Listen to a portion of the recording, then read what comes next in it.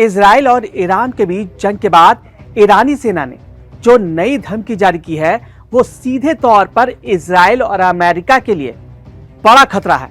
Satellite तस्वीरों से इस बात की जानकारी सामने आ चुकी है कि सीज फायर के महज 3 दिनों बाद ही ईरान ने अपने 3 अंडरग्राउंड एटमी सेंटर पर परमाणु कार्यक्रम फिर से शुरू कर दिया है।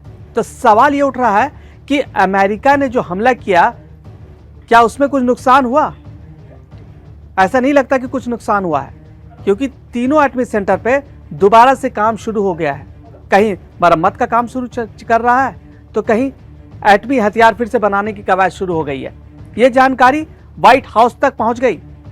जैसे ही ये जानकारी व्हाइट हाउस तक पहुंची, अमेरिकी राष्ट्रपति डोनाल्ड ट्रंप बौखला उठे और वो बुरी तरह भड़क गए। ट्रंप ने एक बार फिर से ऐलान कर दिया कि अगर ईरान ने फिर से एटम बम बनाने की कोशिश की तो उसका वजूद मिटा दिया जाएगा। जिस तरह से मध्य पूर्व में तनाव बढ़ता जा रहा है, उससे तो यही लग रहा है कि अरब में अब महायुद्ध का आरंभ होने जा रहा है। नए खुलासे के बाद ईरान और इजराइल के बीच सीज फायर के जल्द ही टूटने के आसार लग रहे हैं। कयास यहां तक लगाए जा रहे हैं कि इजराइल और अमेरिका ईरान के एटमी ठिकानों पर फिर से हमला कर सकते हैं। सीज फायर के महज 3 दिन बाद ईरान फिर से एक्टिव हो गया है। अगर अगला हमला हुआ तो यह वो हमला बन सकता है जिससे तीसरे विश्व युद्ध की शुरुआत अरब क्षेत्र में हो सकती है। अरब में महाविनाश की संभावना इसलिए बढ़ गई क्योंकि सीज फायर के महज 3 दिन बाद ईरान का परमाणु कार्यक्रम फिर से शुरू हो गया है।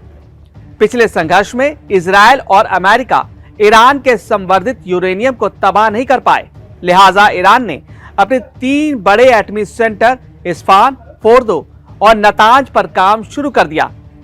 ईरान के संवर्धित यूरेनियम और ईरान का एटमी कार्यक्रम ही महायुद्ध की वजह बन सकता है।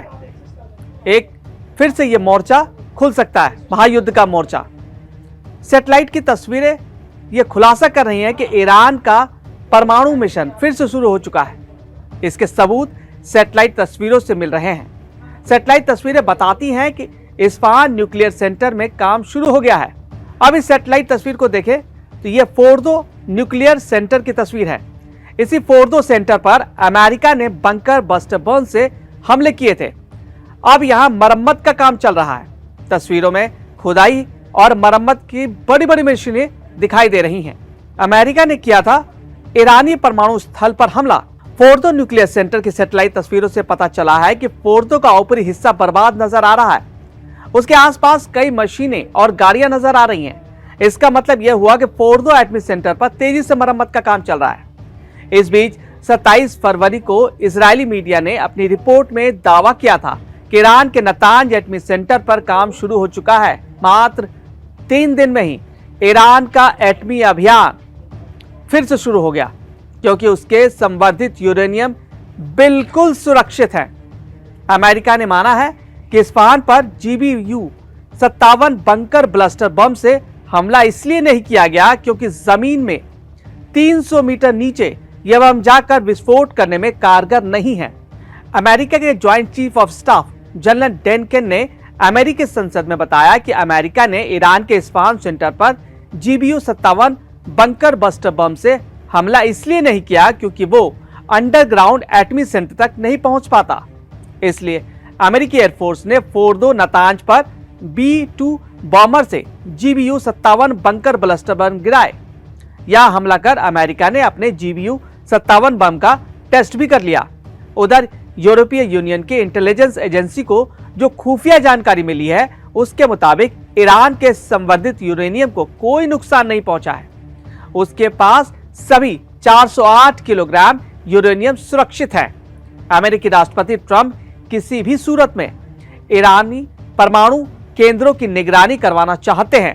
ट्रंप ने IAEA या फिर कोई दूसरी संस्था से ईरानी एटमी ठिकानों की जांच करवाने की मांग की है, लेकिन ईरान इसके लिए बिल्कुल तैयार नहीं है। जब ट्रंप से यह सवाल किया गया, क्या आप चाहते हैं कि IAEA ईरान के एटमी सेंटर की निगरानी करे, इस पर राष्ट्रपति ने कहा, जी हां, IAEA या कोई और संस्था जिसे हम भेजें, इसमें अमेरिका भी शामिल है।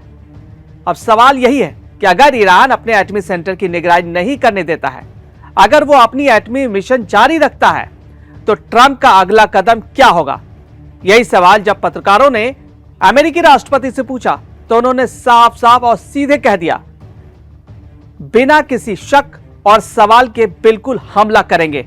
मतलब अमेरिका इस सूरत पर ईरान पर हमला करेगा।